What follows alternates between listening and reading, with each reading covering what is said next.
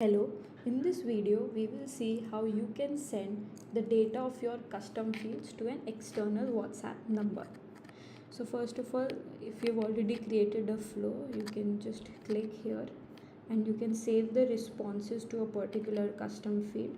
You'll have to create the custom field and the templates beforehand. So you can just select the custom field in which you want all your data to be saved.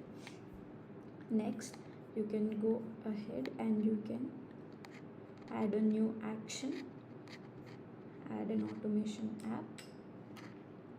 Here you will select CRM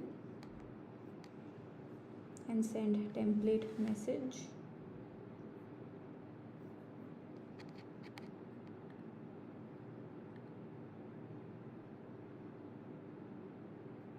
You can select your channel from here. Next, you will select the template that you have already created, which will be used for sending the custom field data to a particular external WhatsApp number. I'll just select an example here. Yeah. So here basically in your body variables or the variables that you have used in the templates, all your custom fields are visible here.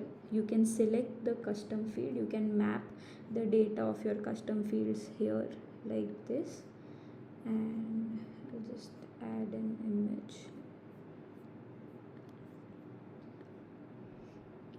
And here in your WhatsApp number column, here you can add the number of the person with to whom you want to share, or the number where you want to send the WhatsApp updates of the custom fields.